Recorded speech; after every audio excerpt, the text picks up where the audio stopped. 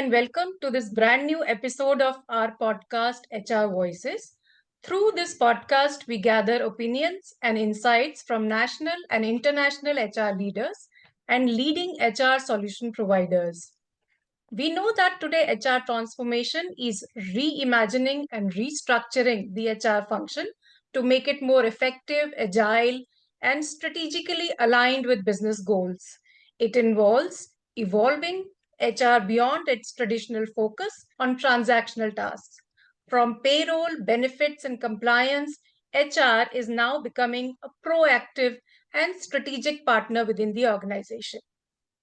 Let us discuss today the changing landscape of HR transformation and the inclusion of HR technologies in HR transformation. To discuss this, we have with us Mr. Mahesh Joshi. He is the HR Director and CHRO of Honeywell Automation India Limited. Welcome, Mahesh, on our show. Thank you. Thank you Good to for have you having with me. us today. Thank you for having me. Yeah, most welcome. We'll straight away go to the first question. What is HR transformation and how is the role of CHROs changing and evolving when we talk about HR transformation? So basically, let me first of all simplify the term transformation because this is something highly used. And whatever you generally highly use is getting abused as well. So because if you talk about strategy, then we use strategy everywhere, right? From say worker level to the CEO level, like everywhere we think about strategy. Now, transformation basically, in my view, is nothing but the sizable change, or you can say exponential change that you need to do. The way you are doing the business, the way you're behaving, the way your culture would be, whatever. So that applies to everything. If the change is moderate or a small, then we are just saying it's an incremental change. But when your basically change is multifold, then we are saying the transformation. Now, ideally, when we say that, I think so, HR, for us, transformation is not new because when I really look back, say I have journey of around 20 plus years, and I have seen transformation in multiple ways. In past, we used to see a talent transformation. Now in talent transformation, we are talking about skill-based talent, competency models, great resignations, quitting, so many things that we have seen, which are the other words which are started new, but in past we are also having now moonlighting is coming up, war for talent. Now after we talking about the business transformation, that time we focus more on business acumen, then remote or hybrid or sustainability, maybe the one stuff, digitization, and then ESG, which is nothing but the new trend that we are talking about. And if you really talk about technology transfer, I think so. I remember I started my career with the manual records. Today we are talking about say HRIS, HRMS. Now I think so we further beyond to HCM. Now we are going about Correct. artificial intelligence, chat GPT, Gen AI. So ideally, this is not something new for us as a business people as well as a HR people. And with that mindset change, I think so the role of HR really changes. I would not really say only CHRO. CHRO maybe the person who is in a driving seat, but definitely all passengers or the people who are accompanying him would also needs to think different. Otherwise, it would be very difficult to bring those transformational changes within the system. And today, if you see not only the way HR operates, but the way business operates in the marketplace has also been changed. Okay. And that is where I think so the most important part of the HR comes into the play, how we really support business to win at the marketplace. Okay, because True. if you see today, there are two type of HR now you will see. One is a operational HR where they are more focusing on KPI, attrition, talent management, succession, and that side. One side of the HR, what business also expect, how you will help me to win at the marketplace. So that transformational shift that we'll have to think through, and that is the most important challenge that I see. So what basically keep me awake every time, that how I need to enable my business to win at the marketplace. If they don't win at the marketplace, whatever you do at the back end would not be really helpful at all. And that's how I personally see as the transformation. Fantastic. I want to understand that how and in what ways can HR operating models be upgraded to support this transformation? That's very interesting question because I remember, and I will not name any company because I worked in multiple companies, and This is sharing what I learned over the period of time. Now, basically, I was working with a company when I was really young. Right now, also I'm young. I'm just 20-year-old, but still, I'm that time too young. And that point in time, we were, gone into the verticalization of HR, because when I started, it was a HR admin department, all put together. Correct. We are all together. But Yes. then that was a year where we started talking about compensation and benefits, talent management, then labor employee relationship, and so on. So ideally, if you really go into the detail, so there are two things that I always believe in the talent. One is a breadth and second is a depth. Okay. Now, if you really wanted to drive something very unique out of the function, you need to think about the depth of the talent. Okay, where you really need a center of excellence or a vertical HR. If you really want that person to be served as a broad-based HR, then it is more like you need to know everything. And what we learned, I think so, and Bilquis, you maybe heard this as well from your parents, that jack of all of master of none, right? So, Absolutely. Yeah. but the change today is jack of all or master of one. So today, in my view, is what now we as a new generation needs to think through is you need to have one strong, pillar with you as a HR, and then work everywhere. So you will going to get very nice, deep understanding about the organization and the various facets of HR, and then you implement those in various platforms. Okay.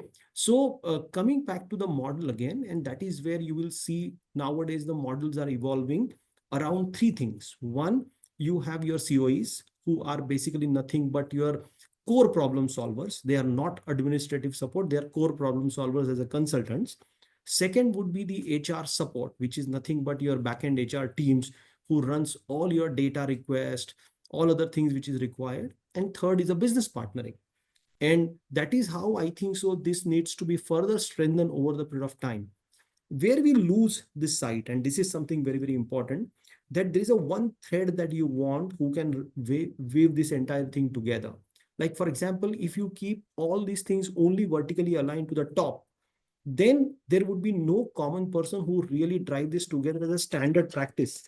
And that is the most important thing that we as a leader to know, and work around those structural models where the responsibility of those functions and those models should be also coming to a right person, right hand, so that it would be a right person answerable to it.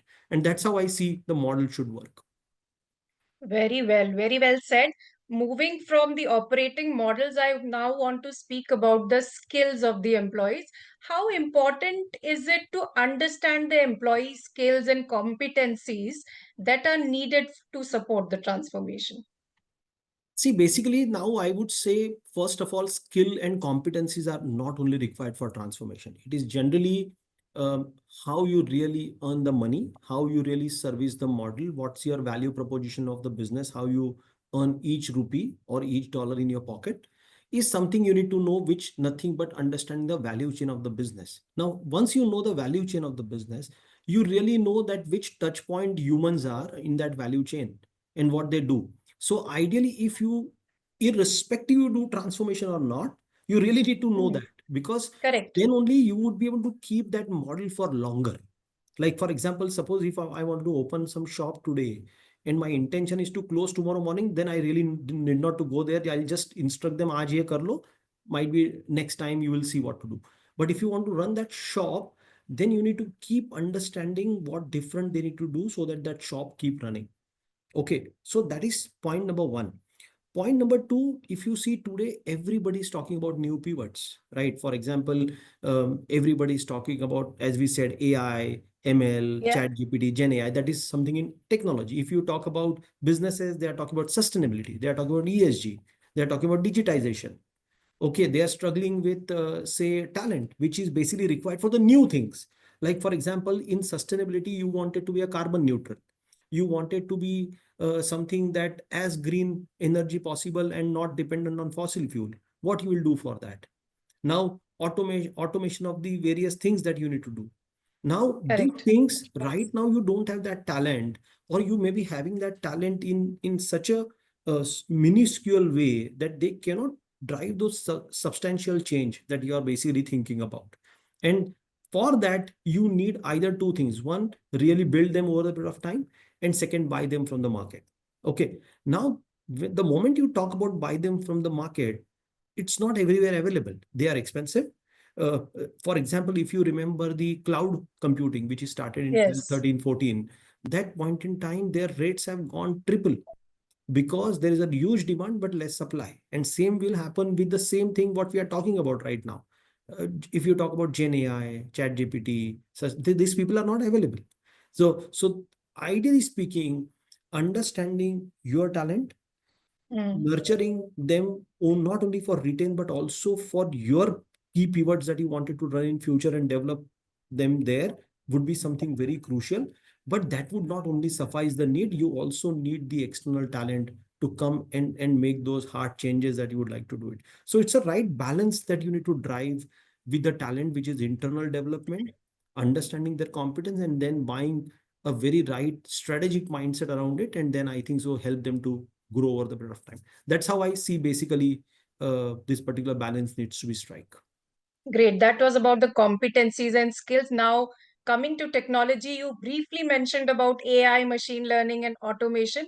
How is HR technology affecting and facilitating effective HR transformation? And what is the increasing impact of technology that you see in this particular area? That's a very I would say I have a two minds working for a technology sometime. This is very crucial. It is must to have. Okay, why I'm saying that? Because otherwise you will be all behind everyone if you don't You'll do it. miss the bus. You'll miss the bus. So that Yeah. is one. Second, I think so, but you should not really run behind the best, fastest running bus today. Is it Hmm. something like, for example, I wanted to be in bus is fine, but I'm okay to be in the bus which is right now ninth rank rather than rank number one. Why I'm saying that? Because unless you realize your own needs of your technology, what exactly you need, it would be a bomb expense for you. And once you really get into that path, it would be very difficult to come back. So analyzing your own need is most important. For example, there is a small company who can really do everything on a small application or a software which is available in the market. They need not to go for a bigger application like Oracle, SAP, or blah blah blah, because they don't need it. And Correct. to use that 100% potential of that application, they might need another 50 years. So for that, you will have to decide what you want. So that is my question number one. And once it comes to a technology, like that is question number one, like what kind of a technology assessment. Now come to the technology which is a futuristic technology. So for example, if I'm talking about HCM today, it is a time of reels. I don't know how many. The span of attention of people is very less. So if you talk to them, and Absolutely. as you rightly you started with that, the moment you Yes. speak longer, the attention goes bad. Now, for example, today you need to see your leave application get approved in one click. Today, you need to approve somebody else's leave or a purchase requisition in one click. You need to approve the travel request in one click. So, if you know, a lot of companies are moving into the WhatsApp application, they are moving on to the lot of why? Because two things happening at the back. One, tremendous amount of data is available. Second, tremendous amount of data churning and making sense out of it with the help of artificial intelligence or Gen AI is possible. Correct. And third, then how to pass on that experience to the employees. And very interesting thing, what helps here, Bilquis, is the standard employee experience. For example, in past, if you remember, if you're a field employee sitting some remote location, you will send your request to somebody, it will reach or not, you have other challenges, blah blah blah. So your action will take 10 days, whereas the headquarter employee will get that within a minute. Okay. Absolutely. Yeah. So, but just imagine now if you are on a mobile phone, everything is available there. The experience that you get in the headquarter and experience I'm getting into the Remote location, some Timbuktu, remote. somewhere Yes. long I'm Yes. sitting, is the same. Same. So ideally, speed matches. You have a very good customer experience around it, and then again the data, at one place. Tomorrow, if you want to do analytics out of it, it should be much easier, and so on and so forth.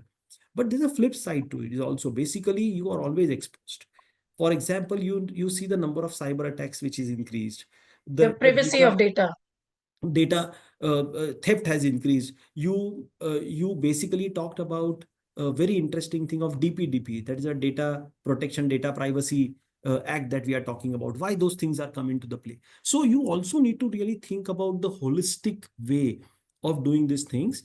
And then I think so, take your bet on the technology, how much exposure you want, how you wanted to do it for your employees, because this also keep high on you on exposure. You put yourself into the exposure because of these various regulations come into the play. You understand the regulation, compliance needs to be done, data protection needs to be done. You need to have to pay for those licenses very, very heavy. So it is very, it is a situation where you need to be, but please check those ifs and buts right in the beginning, so that it would be easier for any organization to take the right call around it. Another very important aspect when we are talking about technology is also is change management. How do you think that HR leaders can effectively manage the transition to new HR practices and systems and address the resistance from the employees and ease the adoption of the transformation effects? I think so. You said it very right. Adoption is the most important problem that we see, and it's in everything. And I Yeah, would just narrate. I'll not really get into it because all listeners are very, understanding. There's very one the fear of change. Half of the people, like for example, very classical example. I'll give you not the company name, but this example I gave in one of the earlier discussions as well. We had one commercial excellence person in one of the company, and so that point in time, they used to analyze the data, everything on the Excel and blah, blah, blah. A lot of stuff we need to do. They used to come and present. They have a lot of focus on themselves. They are the most important people because they are giving a lot of insights and so on and so forth. When organization decided to put the application around it, let's say example SFDC. We are not talking about SFDC, but that's the type of application that we put, where the data has been flowing automatically. Everything is analyzed and automatically. The reports are going to the managers and the second level managers automatically. So the first thing that person felt, now I think so I'm no more required. Okay, so it's a fear of change, getting into unknown, being uncomfortable. So these are the odd stuff that person would be doing, fear of losing job. But today, after that individual learned that process, did that, he actually got into the programming of that particular piece. I mean, the programming is not the software programming, but the logic development around the entire. Because then he understood that my nonsense time used to go to see the data. But today, now I can think that what kind of a go-to market strategy that I can work on, basis of my information that I have, and then support business to grow. So correct. ideally, one is adoption, but second, we need to also go back and communicate what best they could get out of it. So Yeah. ideally, that communication is something very, very important. So communication about this entire piece. Second, managing the change in terms of various formats, not only fear, but sometimes change is why fear is a one side of it. Second, sometimes losing power. In this case, fear of change is more about losing power. Like for example, today everybody is coming and touching my feet. Tomorrow nobody will come to me. But now that I completely gone, the respect have gone into multifold because the person brought in a very different view altogether of the work that he could do. So ideally, this is how I think so. See, the changes would bring some good time. There are some bad times also, and you need to speak about it. The moment you Yeah. just say good, good, good, people will not believe in you. So there are bad, and I think so to avoid that bad, how you need to really do three things right so that you would be in a good zone is something that we need to, as a HR folks of the company, needs to do that. Fantastic point of view there, Mahesh. My last question to you, because we have already discussed change management, what are the challenges in identifying and developing future leaders within the organization to support the long-term goals of the organization? See, basically, developing is a challenge because of two reasons. One, that developing cannot guarantee you to be a retention, right? For example, if you are telling me, Mahesh, I'm going to develop you for a bigger role within the company, but now if there's something new come to me, which is more lucrative, attractive, ultimately I'm a human. Okay. Absolutely. So, Yeah. so that comes with what retention strategies and the policies that we have. Yes. And people think that I'm giving learning that is sufficient. Okay, that's not the case because your retention should be multifold action. It's not only one way action of learning.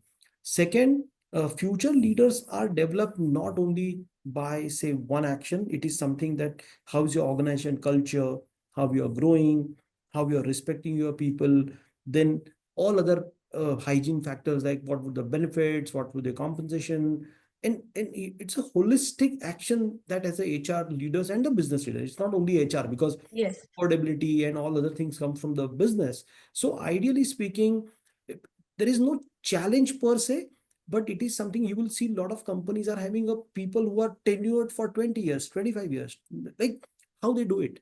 And that's something, a bonding that you create among the people is most important, because sometime I see people come, they don't know who is sitting next to them.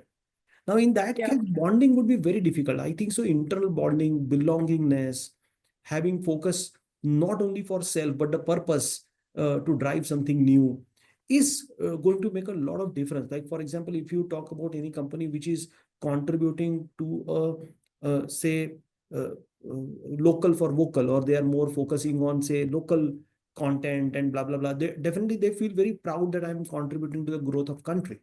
So sometimes they really, take a hold back and say, okay, I would love to continue to do this.